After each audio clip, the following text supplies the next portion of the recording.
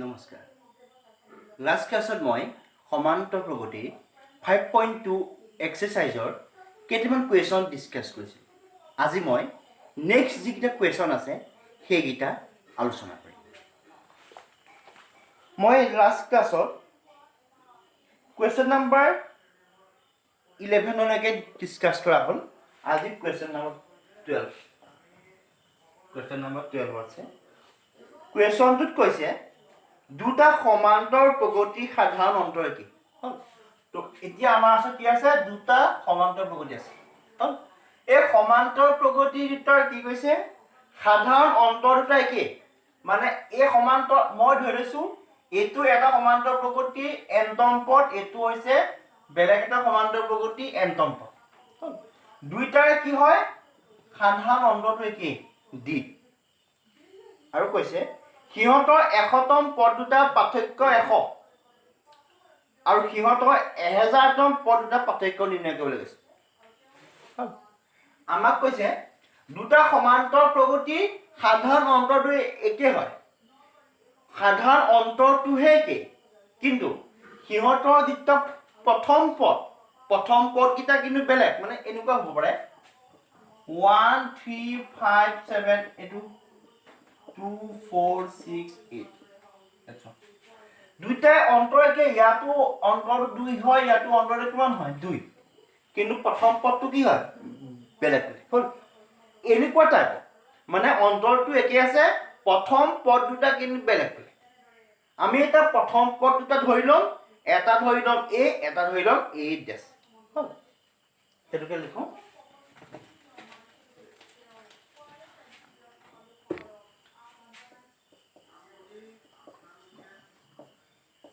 ধৰা হ'ল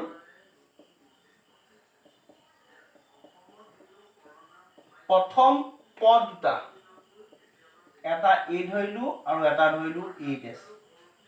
হ'ল, একৰ্ডিং টু কুৱেশ্যন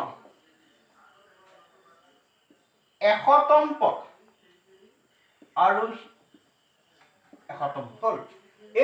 এইটো হৈছে প্ৰথম সমান্তৰ প্ৰগতিটো প্ৰথম পদ, এইটো হৈছে ছেকেণ্ড সমান্তৰ প্ৰগতিটো প্ৰথম পদ। এইটো যদি প্ৰথম পদ হয়, 100তম পদটো মই এনেকৈ লিখিছোঁ A100। এ ডেছটো যদি ছেকেণ্ড সমান্তৰ প্ৰগতিটো প্ৰথম পদ হয়, তেতিয়াহ'লে মই ইয়াক 100তম লিখি এনেকৈ। এই সমান 100তম পদ দুটা পাৰ্থক্য কিমান হয়? 100। ইয়াক মই এটা ভাঙি দিওঁ, কিমান হ'ব? A plus 100 minus 1 into d. A plus 100 minus 1 into d equal to 100. এইটো কিমান হ'ব? A plus 99d আৰু এইটো কিমান হ'ব? minus A minus 99d equal to 100. 99 cancel. তেতিয়াহ'লে আমি ইয়াৰ পৰা কি পালো? A minus A dash equal to 100. হ'ল, তাক মই নাম্বাৰ 1 দিছোঁ। A minus A dash equal to 100. আমাক এতিয়া কি উলিয়াবলৈ কৈছে? আমাক এতিয়া ফাইণ্ড কৰিবলৈ কৈছে দুইটা সমান্তৰ প্ৰগতিৰ 1000তম পদ দুটাৰ পাৰ্থক্যটো কিমান? হ'ল, এইটো মন কৰিবা। ইয়াক মই কেনেকৈ লিখিব পাৰিম? A plus 1000 ও 1 মাইনাস কৰিলে কিমান হ'ব? 999 d minus of A dash plus 999d। A plus 999d minus A dash minus 999d। এই দুটা কেনসেল। এটো কিমান পালো? A minus A dash। A minus A dash মানে আমি ভ্যালু কি পাইছো? 100। হ'ল, তেতিয়া 1000তম পদ দুটা মানে 1000 টাৰ্ম দুটাৰ ডিফাৰেন্সটো কিমান হ'ব? 100 হ'ব। হ'ল, 100।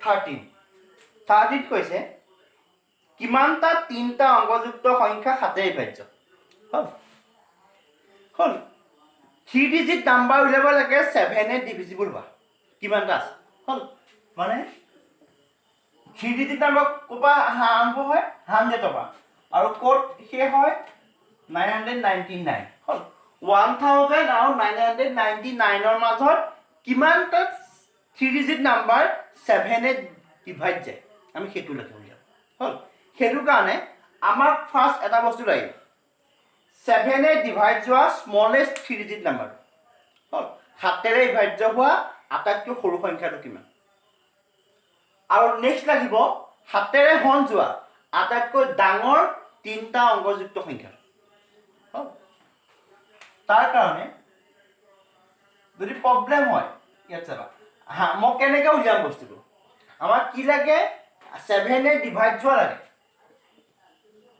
100 ক 7 এ ডিভাইড কৰা মোক ৰিমাইন্ডাৰটোৱে লাগিব কিন্তু 7 1 jar 7 3 30 7 4 jar 28 ৰিমাইন্ডাৰ কিমান 2 হল 100 হওঁতে 7 এ যদি মই ডিভাইড কৰোঁ ৰিমাইন্ডাৰ 2 থাকে তেতিয়াহ'লে মই নেক্সট 2 টোৰ লগত কিমান যোগ কৰিলে কিমান এড কৰিলে 7 এ ডিভাইড যাব কিমান হ'ব 2 লগত মই 5 এটা যদি এড কৰি দিওঁ 7 হৈ যাব 7 হোৱাৰ লগে লগে কি হ'ব 7 এ ডিভাইড যাব হৰণ যাব মানে কি 100 লগত মই কি যোগ কৰিছো 5 তেতিয়াহ'লে প্ৰথম সংখ্যাটো কি হ'ব 105 105 যদি প্ৰথম সংখ্যা হয় নেক্সটটো কি হ'ব 112 হল মই লাষ্টৰ সংখ্যাটো চাম দিয়া 3 digit number 7 divide 1 29 28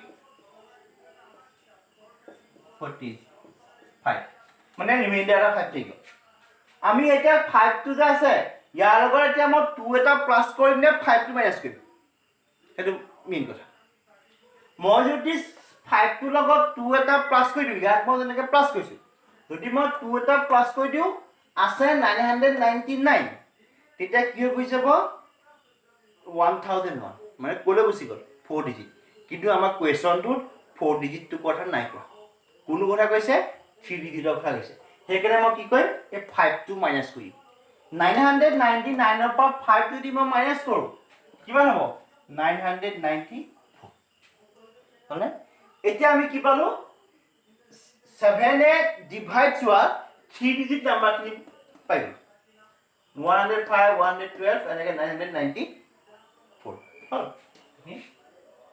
since APS বা সমান্তৰ প্ৰগতিটো ইয়াত চাবা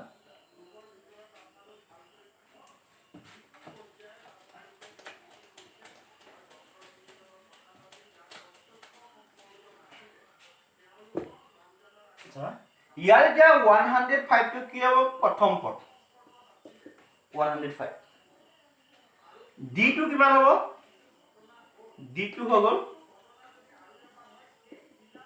7 আৰু an টো কিমান হ'ব লাষ্ট টাৰ্মটো 994 হলে an তাক মই কেনেকৈ লিখিব পাৰো a plus 9 minus 1 into d 994 hall a মানে কিমান 105 n minus 1 d মানে 7 994 n minus 1 into 7 105 to মই কিফালে মাইনাস কৰি লৈ যাও 994 minus 105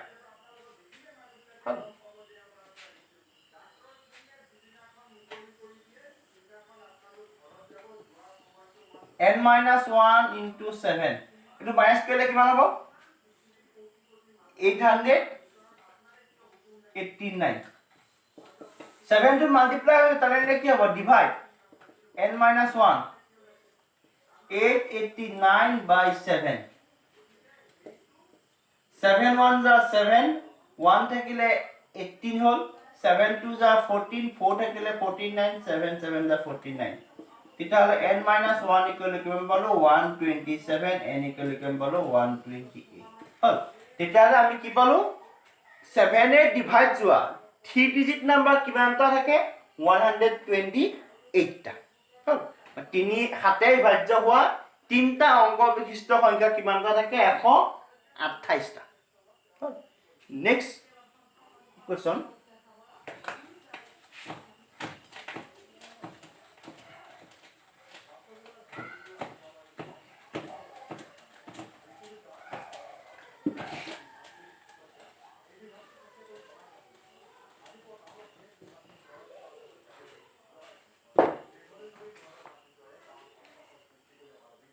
Next question 10 আৰু 250 ভিতৰত 4 ৰ মাল্টিপল কিমানটা আছে 10 আৰু 250 ভিতৰত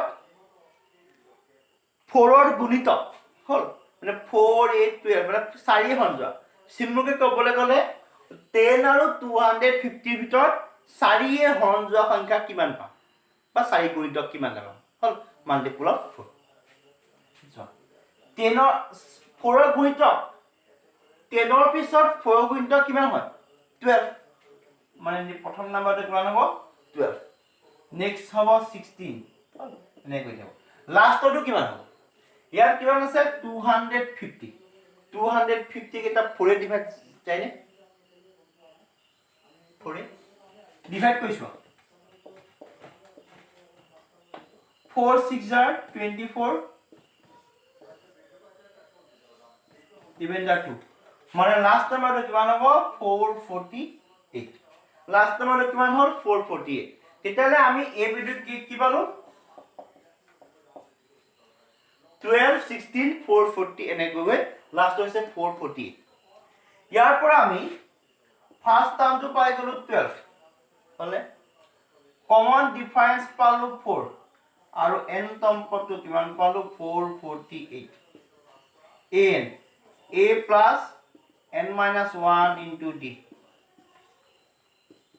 a value 12 d value কিমান 448 12 to value minus 12 হৈ যাও n minus 1 into 4 12 minus কৰিলে কিমান হ'ব 436 n minus 1 4 যদি মই এক ডিভাইড কৰো 436 মাল্টিপ্লাই হৈছে ডিভাইড হৈ গুছি গল ডিভাইড কৰিলে কিমান হ'ব 109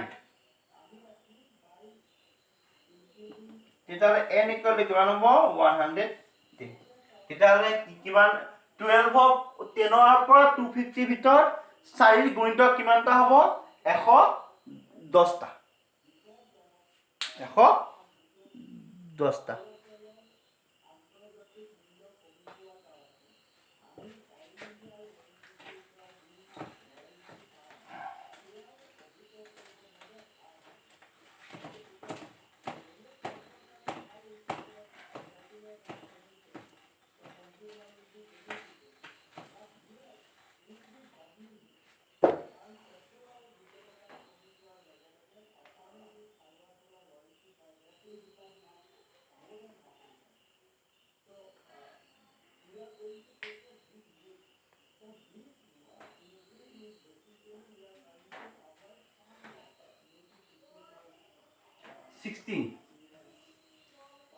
চাবা 16 নি কৈছে এটা সমান্তৰাল প্ৰকৃতিৰ তৃতীয় পদটো থাৰ্ড টাৰ্মটো দিয়া আছে 16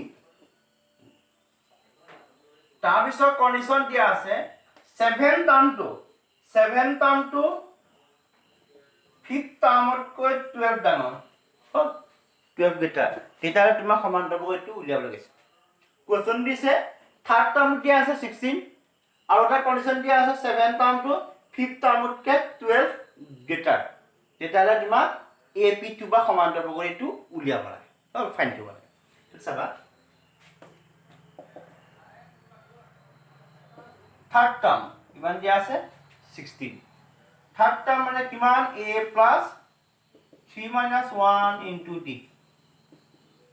a plus 2d equal to 16 number 1 তাহলে ইয়াত দিয়া আছে 7 টাৰ্ম a plus 7 টাৰ্মটো লিখো a plus 6d fifth term a plus 4d plus 12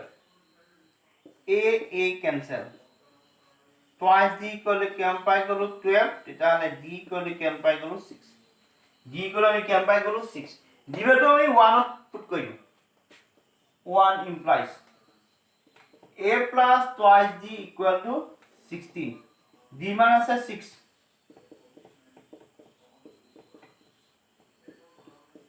a plus 12 তাহলে a ভ্যালু আমি কিমান পাই গলো 4 a ভ্যালু কিমান পাই গলো 4 তেন্তে আমি মাইনাস কৰি ইউজ কৰো হল a ভ্যালু পালো d ভ্যালু পালো আমি এতিয়া ap টু বা সমান্তৰাল প্ৰকৃতি লিখিম therefore ap is বা সমান্তৰাল প্ৰকৃতিটো হল ফাৰ্স্ট টাৰ্ম টু 4 হলে সেকেন্ড টাৰ্মটো কেনেকৈ লিখে ফাৰ্স্ট টাৰ্মৰ লগত কমন ডিফাৰেন্সটো যোগ কৰিব লাগে 4 লগত 6 যোগ কৰিলে কিমান হ'ব 10 10 ৰ লগত 6 যোগ কৰিলে 16 আকৌ 6 যোগ কৰিলে 22 নাই গৰি হল এইটোৱে হৈছে তাৰ সমান্তৰ